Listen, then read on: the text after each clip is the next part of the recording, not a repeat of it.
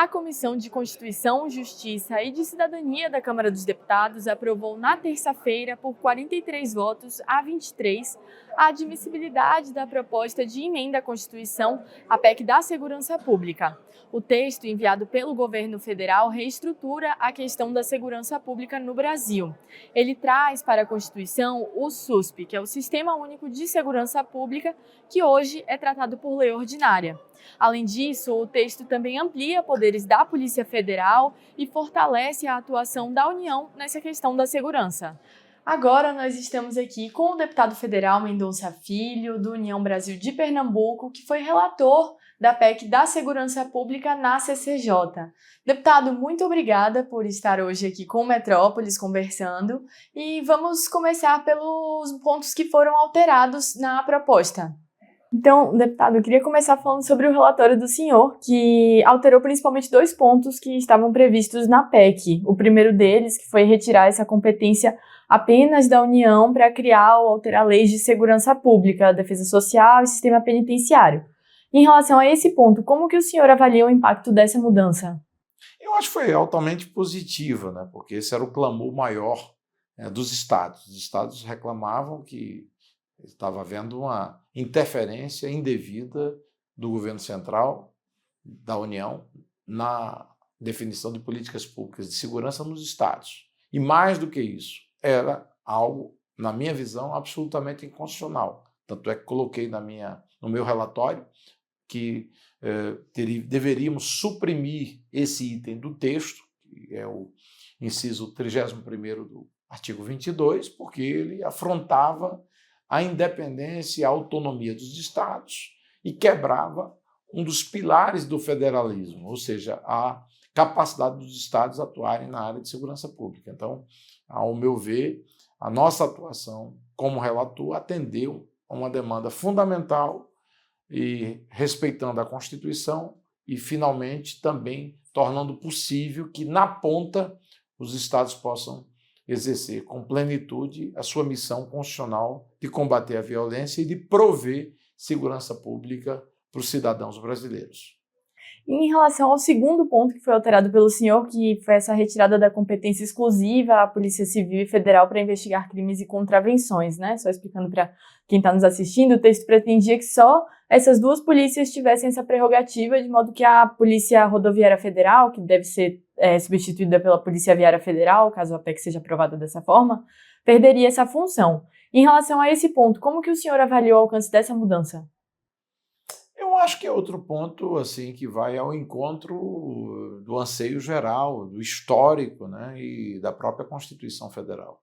O Supremo já havia julgado a constitucionalidade do direito à investigação por parte do Ministério Público, seja os Ministérios Públicos nos estados e o Ministério Público Federal. Então, como estava redigida a proposta do governo, criava uma dúvida se, porventura, não seria exclusivo da competência das polícias judiciárias, no caso, polícias civis dos estados e do DF, e a Polícia Federal, o que eliminaria a possibilidade da investigação ser feita pelo Ministério Público conforme a Constituição e a própria interpretação e jurisprudência do Supremo Tribunal Federal. Então, não faria sentido.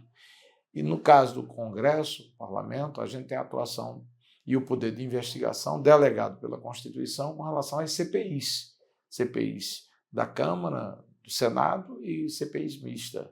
Então, estaríamos colocando em dúvida a hipótese também de investigação por parte de comissões parlamentares de inquérito. Eu creio que essa retirada do texto atendeu também a uma necessidade para que a gente pudesse corrigir rumos e, ao mesmo tempo, reforçar a atuação do Ministério Público enquanto órgão de fiscalização das leis e de poder investigar. Em relação a essa aprovação ontem, o ministro Ricardo Lewandowski celebrou a aprovação, considerou também que os ajustes não alteram a essência da proposta, mas na CCJ o texto ele não passa por mudanças de méritos. A avaliação é da constitucionalidade, da adequação jurídica da medida.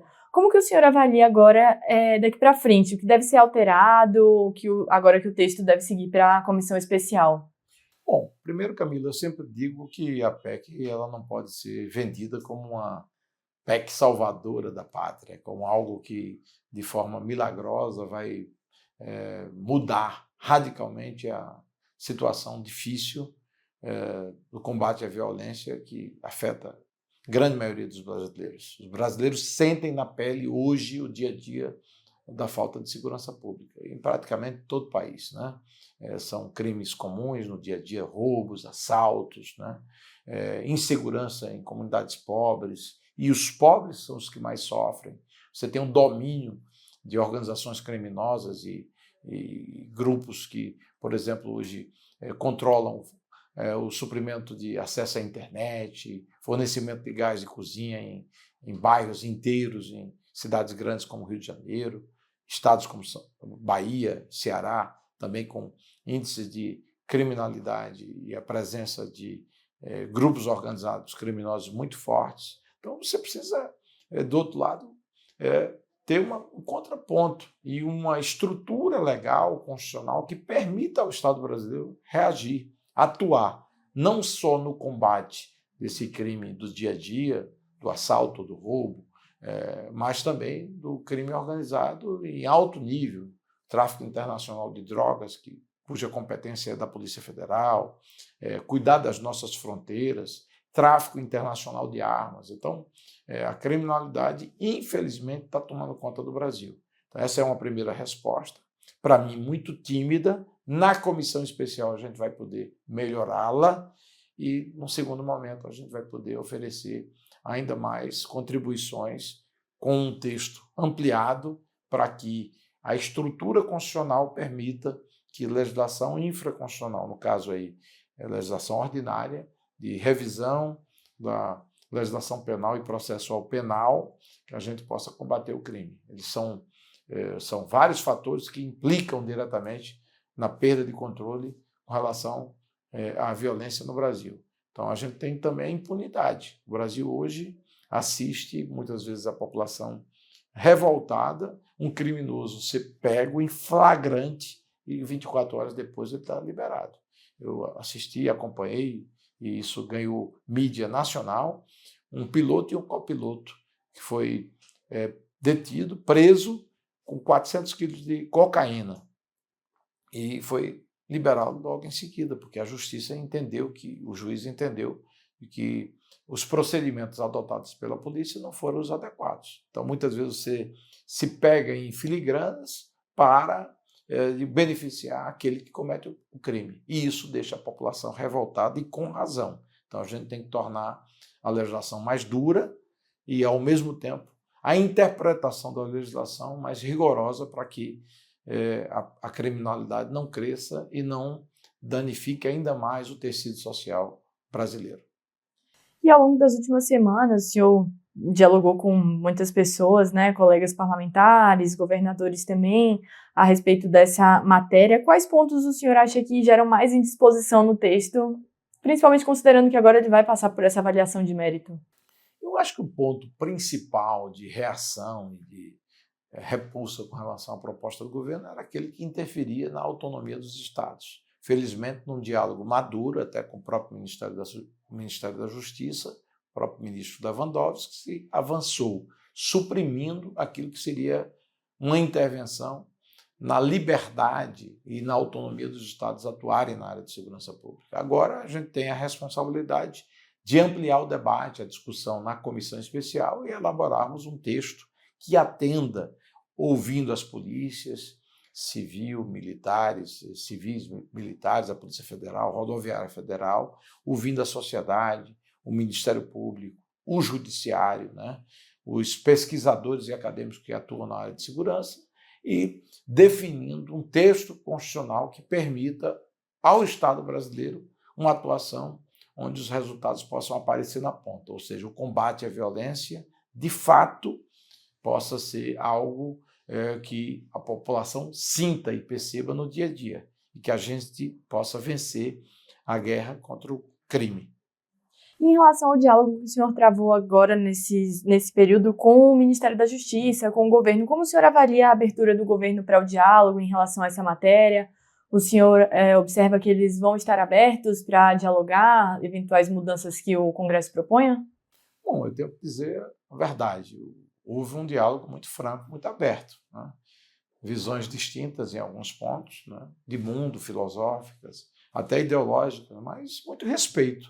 E quando você age com respeito contra alguém que pensa diferente, você pode vencer o debate no argumento, né? E em evidências concretas e no convencimento da capacidade política. Nós tivemos a capacidade política de formarmos uma boa maioria, 43-23, 20 votos de frente na CCJ, mesmo com a polarização política. E acho que temos espaço para ampliarmos ainda mais o debate na comissão especial e levarmos um texto que não seja o texto de Mendonça, não seja o texto do governo Lula, não seja o texto dos aliados de Bolsonaro, seja um texto que interesse de fato a sociedade brasileira, porque não dá para imaginar que esse tema vai ser postergado para 2027, aguardando a decisão do eleitor em 26. A sociedade clama por uma reação do Estado, por uma atitude, né? Então, nós temos que nos unirmos para que a gente possa oferecer à população brasileira respostas concretas. Este é o propósito do presidente Hugo, que o parlamento possa atuar na sua esfera de responsabilidade e responder à sociedade, oferecendo uma PEC que possa avançar bem além daquilo que foi entregue ao Congresso Nacional.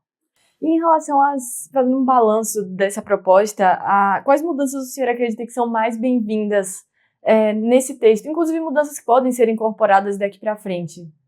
Bom, eu acho que as discussões são bem intensas. Você precisa avaliar de que modo o sistema de segurança pública atua, superposição de atuações, retrabalho, né? Muitas vezes você tem um inquérito que ele é refeito praticamente quando ele chega à justiça, né? Então, você precisa entender todo o fluxo de funcionamento e, ao mesmo tempo, definir e identificar o porquê de tanta impunidade, porquê de tanta leniência, né, no tratamento de alguém que comete o crime, entender também o funcionamento e como, do ponto de vista constitucional e legal, você pode melhorar o sistema penitenciário brasileiro, que premia, muitas vezes, a prática criminosa, porque o escritório do crime hoje, a universidade do crime hoje funciona dentro das penitenciárias.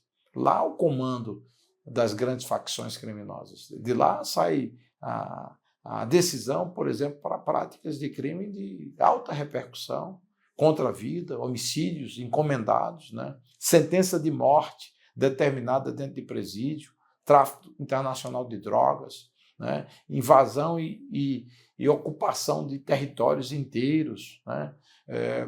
Organização de sistemas no mercado imobiliário, comprando e lavando dinheiro, crime no sistema financeiro, crime no setor de combustíveis. Então, ou a gente se dá conta de que o Estado tem que se reorganizar para combater e vencer o crime, ou dentro de pouco tempo o Brasil vai virar um narco-estado, um Estado dominado pela criminalidade, como a gente assistiu há alguns anos atrás, a Colômbia sucumbir praticamente diante do crime.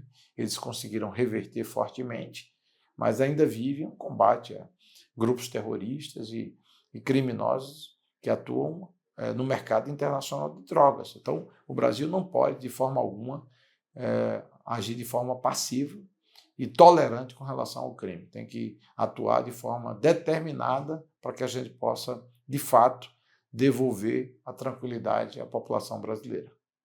Para encerrar, para quem nos assiste, o texto acabou de ser aprovado na CCJ, agora ele segue para uma comissão especial. Quais são os próximos passos? Ainda vai ser definido esse relator? Existe interesse do União Brasil em assumir a relatoria? Como que fica daqui para frente? Esse é um debate com relação à próxima etapa, a comissão especial, que vai ficar, eu digo, no diálogo dos líderes com o presidente Hugo Mota. É evidente que eu tenho interesse de participar da comissão especial, A definição da relatoria não depende só do meu líder, o Pedro Lucas, que tem dado respaldo, depende do presidente Hugo e de um certo entendimento com os outros líderes. Espero que a gente possa ter pessoas que tenham comprometimento com a causa, né? O pensamento, a discussão não tem que ser no viés de corporações, de interesses, de segmentos específicos. Em si, o personagem principal, que é o cidadão e a cidadã. Esse tem que ser o nosso foco. É o cidadão que pega um ônibus e que não tem a tranquilidade de estar numa parada de ônibus. É assaltado, é roubado. Tem um celular que ele compra com muito sacrifício, às vezes até no crediário, e vai lá o ladrão e leva o celular dele. Tem um bem que compra com muita dificuldade, um televisor, um refrigerador, a sua casa é invadida numa periferia ou numa zona rural de uma cidade, no município do Brasil, e ele perde aquele bem, uma moto roubada.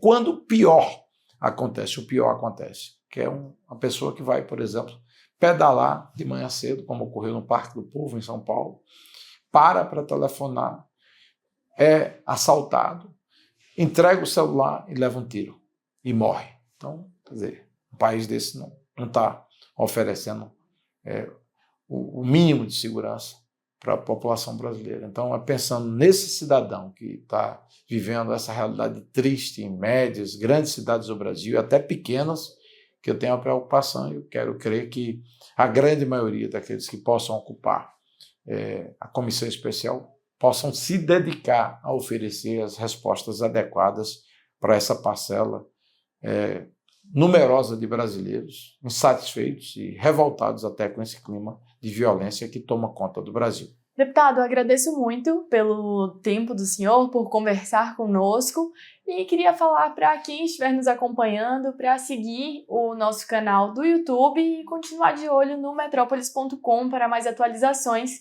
sobre a PEC da Segurança Pública e sobre outros assuntos.